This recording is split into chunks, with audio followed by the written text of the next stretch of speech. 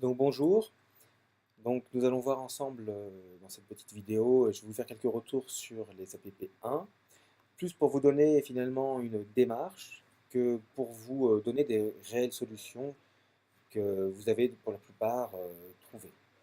Donc on vous demandait dans cette APP de concevoir des lunettes d'escalade, des lunettes d'assurage, qui permettent d'assurer quelqu'un qui aura fait de l'escalade au-dessus de nous, sans avoir à maintenir la tête levée, ce qui fatigue les cervicales et du coup peut poser un certain nombre de problèmes, puisqu'on doit parfois baisser la tête pour reposer ces cervicales-là, et du coup ne plus regarder son compagnon de cordée qui grimpe au-dessus. Donc, au cours de cette APP, on vous demandait d'identifier dans votre système que vous aurez conçu, ou que vous aurez finalement vous aurez eu les solutions en regardant sur Internet, ce que beaucoup d'entre vous ont fait ou en discutant entre vous, d'identifier les différents phénomènes optiques. D'accord? Quels sont les phénomènes optiques qui sont mis en jeu dans ces lunettes d'assurage? Et pour ça, il faut être capable de tracer un rayon de manière précisément. Ensuite, en deuxième étape, il faut être capable de justifier le choix d'un matériau et d'une géométrie. Donc, finalement, vous avez fait un choix pour la plupart d'entre vous. Vous n'avez pas forcément justifié votre choix. Alors, le matériau, pourquoi un matériau plutôt qu'un autre? Et la géométrie, pourquoi une géométrie plutôt qu'une autre? Donc là, vous devez avoir des arguments, finalement, basés sur des calculs, qui vous disent oui, on veut ce matériau-là, oui, on a besoin de cet angle-là, ou de ce prisme avec tel ou tel angle. Et finalement, une fois que vous avez conçu vos lunettes, de les caractériser. C'est-à-dire, hein, il y a trois étapes. Un petit peu identifier, lors de la première étape, quelles sont les lois physiques qui vont vous permettre de concevoir votre objet. Deuxièmement, identifier les contraintes que ces lois physiques vont vous mettre sur cet objet. Et troisièmement, caractériser, avec ses qualités et ses défauts éventuels, l'objet que vous aurez conçu. Donc vous avez, pour certains d'entre vous, eu des idées assez originales pour concevoir ces lunettes d'escalade. Et ces idées n'étaient pas finalement euh, les objets que vous avez conçus, n'étaient pas les objets que nous pensions que vous alliez concevoir, et c'est très très bien d'avoir eu ces idées-là. Donc une première idée que je vais mettre, c'est l'utilisation d'un seul miroir. Effectivement,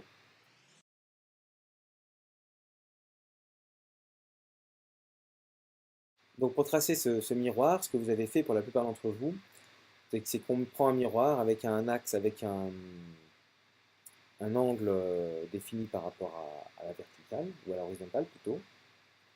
Okay, donc on a un angle ici qui va être un angle alpha. Ici vous avez le miroir. Vous avez votre œil qui est là. Et vous allez regarder un, un objet avec votre œil qui va arriver comme ça. Et si vous définissez ici la droite, ici la normale, donc la droite orthogonale, hein, votre rayon est réfléchi dans ce sens-là. Okay. Bon, maintenant, si vous regardez en fait euh, un objet qui va être ici, donc on va le faire ici en vert. Regardez-vous un objet, vous allez voir un objet qui va être comme ça.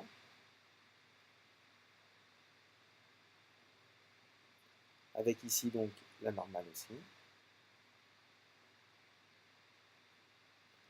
Ok, vous avez l'objet qui est comme ça. Voilà. Donc ça, bien sûr, ça va être le bas de votre copain, de votre compagnon de cordée. Et là, ça va être ici le haut. Hein, parce que votre compagnon euh, va grimper dans ce sens-là, vers le haut. Donc si vous vous intéressez à ce qui s'est passé, finalement je gomme ici le miroir, c'est ce qu'il y a. si vous regardez, vous prolongez vos rayons, ben, le haut ici, tel que vous allez le voir vous allez le voir comme ça. Donc c'est comme si ça va être le haut là, et là vous aurez le bas. Donc vous aurez une image qui sera inversée.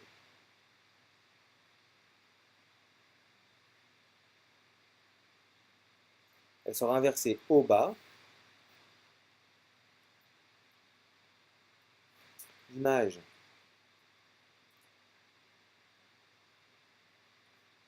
est inversée.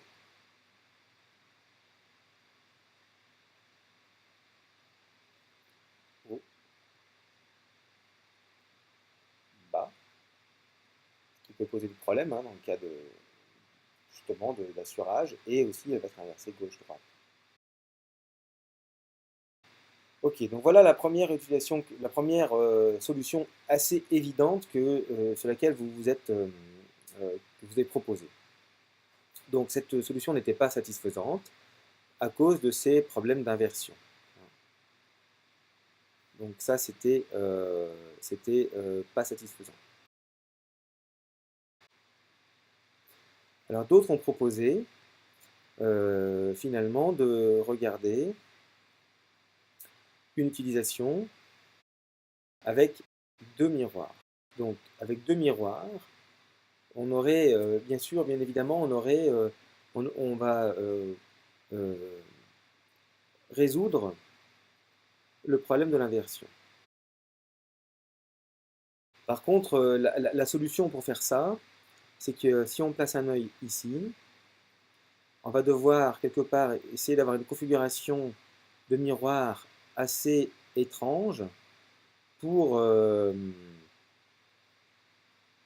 imaginer reproduire finalement la trajectoire d'un rayon lumineux qui va venir de là, être réfléchi comme ça, et finalement réfléchir vers l'œil. Alors, cette solution est bien sûr valable d'un point de vue physique. Par contre, d'un point de vue pratique, elle est un petit peu compliquée à mettre en œuvre, pas très satisfaisante d'un point de vue pratique. En particulier, il va y avoir des problèmes d'encombrement. D'accord. On va avoir des problèmes de fragilité éventuelle. On va aussi avoir un problème de poids, hein, parce qu'il faut porter ça sur la tête, et avec ces miroirs là, c'est un petit peu plus compliqué. Alors, la plupart de ces solutions, en fait, de ces, entre guillemets, euh, problèmes ou sources d'insatisfaction peuvent être résolus en utilisant ce qu'on appelle un pataprisme. Alors, je vous laisserai regarder ce qu'est un pataprisme sur Wikipédia, hein, je vais essayer d'expliquer. Allez voir sur Wikipédia ce qu'est un pataprisme. Je n'en parle pas ici. Ah. Juste ce que je dirais, c'est que c'est ce qu'il y a dans les appareils photo pour finalement renvoyer les rayons lumineux vers le viseur de l'appareil photo.